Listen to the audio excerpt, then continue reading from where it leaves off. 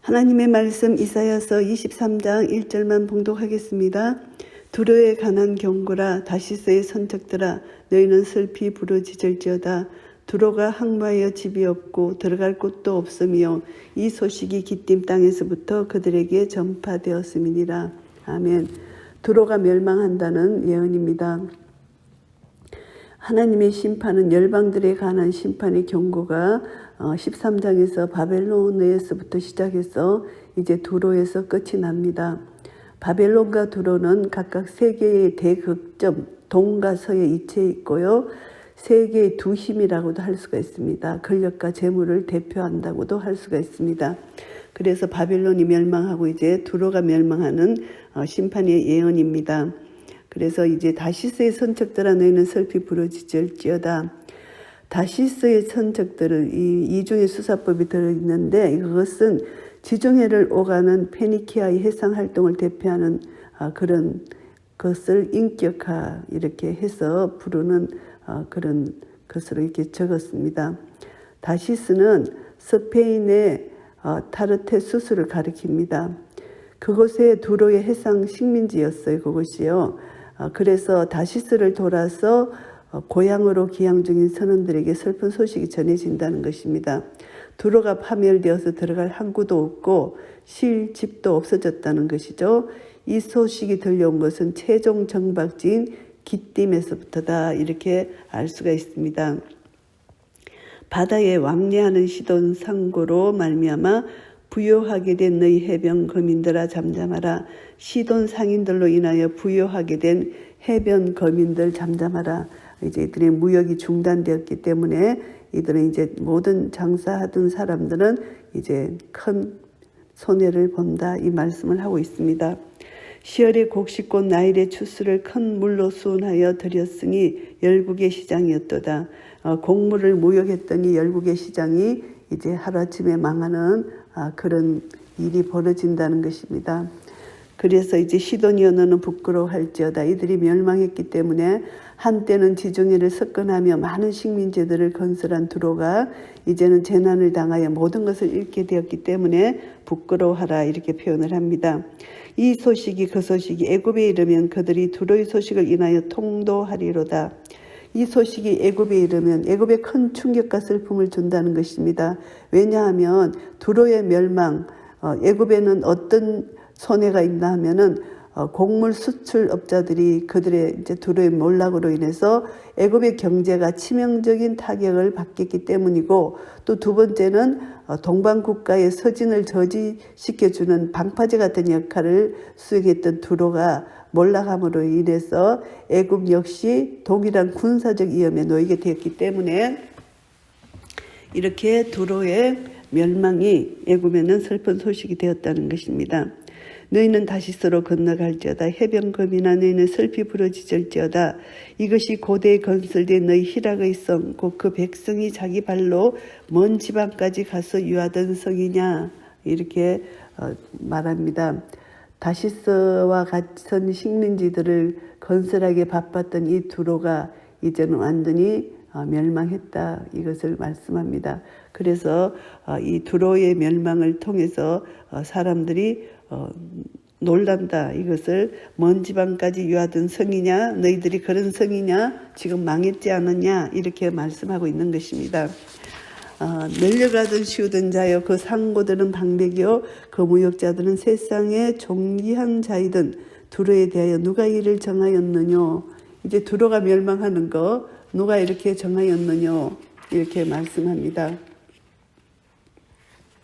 그래서 이제 두로는 멸망할 수밖에 없는데 누가 두로를 이렇게 멸망하게 했느뇨, 이런 물음이죠. 누가 이를 정하였느뇨, 이렇게 했을 때 누가 개입되었느냐, 두로의 몰락이 주는 충격을 더하기 위해서 두로가 누가 이렇게 했느냐, 이렇게 질문을 하는 것입니다.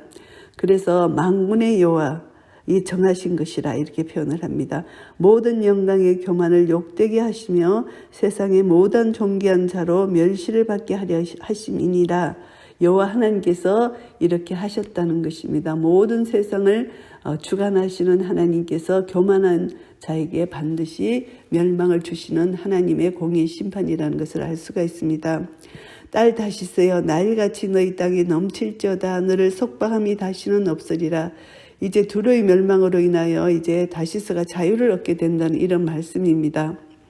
여호와께서 바다에 손을 펴사 열방을 흔드시며 여호와께서 가나안에 대하여 명을 내려 그 견고한 성을 해파하게 하시고, 하나님께서 두로의 파멸을 전적으로 개입하셨다는 것. 그래서 하나님의 손을 펴셔서 하나님은 이 모든 것을 하셨다, 이렇게 말씀하십니다.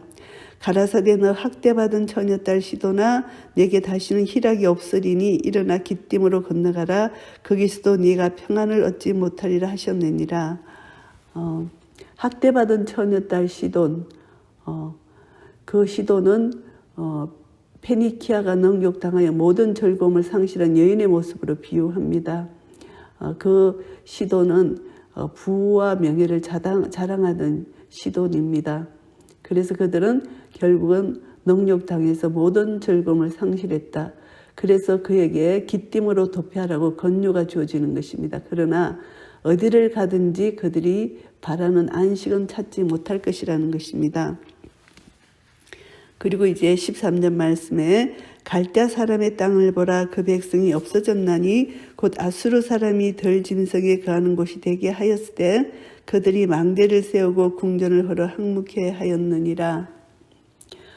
두로의 파멸로 인하여 아수르에 어인 것이라고 주장하는데요. 가나안 땅 페니키아를 보면은 이 나라는 더 이상 존재치 않는다. 왜냐하면 아수르가 그것을 강야로 바꿔버렸다는 것입니다. 그래서 페니키아인들은 망대를 세우고 궁전을 건설했으나 아수르가 그것을 항목해 하였다, 이렇게 표현을 하는 것이고요. 다시스의 선척들아 너희는 슬피 부르짖으라. 너희 경관성이 파괴되었느니라. 이들이 슬피 부르짖는 이유는 그들의 경관성이 파괴되었기 때문이라는 것을 말씀합니다.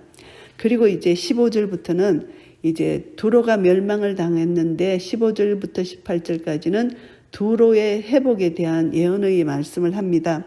그날부터 두로가 한 왕의 연한같이 70년을 잊어버림이 되었다가 70년이 필요한 후에 두로는 기생노래의 뜻같이 될 것이라. 70년 후에 이제 이 두로라는 나라가 기생이 일정한 기간 동안 손님으로부터 잊어버림이 됐다가 이제 다시 각광을 받게 되는 것으로 비유를 했습니다. 그래서 70년이라는 세월 후에 기생이 다시 각광을 받듯이 이제 이 두로가 다시 한번 회복이 될 것이라는 것입니다.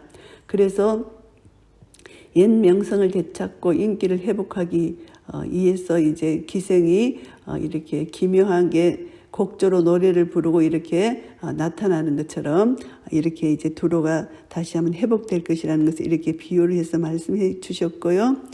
잊어버린 바 되었던 기생 너여 수금을 가지고 성읍에 두루 행하며 기묘한 곡조로 많은 노래를 불러서 너를 다시 기억해 하라 하였느니라, 이 말씀이고요.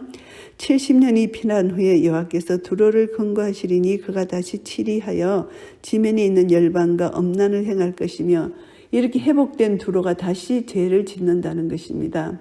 두로의 멸망이 여호와로부터 말미암은 것이라면은 회복 또한 여호와의 은혜로부터 말미암은 것입니다. 그런데 이 두로가 다시 죄를 짓게 된다는 것을 여기서 말씀합니다. 엄난을 행했다는 것입니다.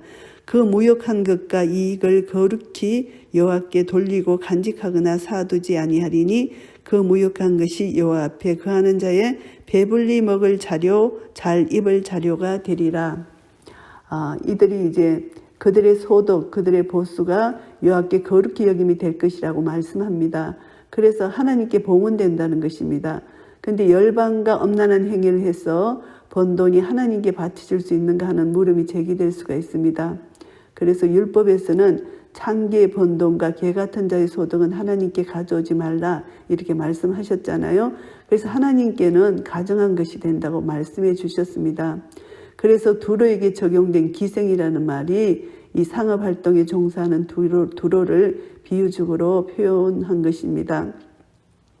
그래서 상행위 자체가 근본적으로는 악하지 않지만 성경에서는 그것을 악하게 사용해서 이 잘못한 것을 여기서 말씀합니다. 그래서 돈을 사랑함이 일만하게 뿌리가 된다는 것입니다. 그래서 무역하고 얼마든지 경제를 살리고 이렇게 공의롭게 하는 것은 좋은 것이지만 이것이 잘못 악용되면은 하나님이 받으실 수가 없는 그런 엄난한 그런 봉헌이 되기 때문에 그것은 봉헌으로 하나님께 바쳐질 수 없다. 하나님이 받으실 수 없다는 것을 우리가 알 수가 있습니다. 그래서 오늘 이사야 23장 말씀을 정리하겠습니다. 1절부터 14절까지 말씀은 두로가 심판을 당하는데 팔레스타인 해변 북쪽 베니게 지방 최남단에 위치한 이 나라입니다. 고대 항해가 여기 항해와 상업의 요충지였습니다. 그래서 이 두로에 대한 심판이 예언됐고요. 두로는 영광과 부와 이세에 대한 상징입니다.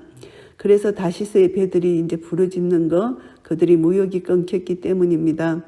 그래서 두로의 멸망을 이것은 또 다시스의 해방과도 같습니다. 다시스는 그들의 나라에 편입된 나라이기 때문에 그렇습니다.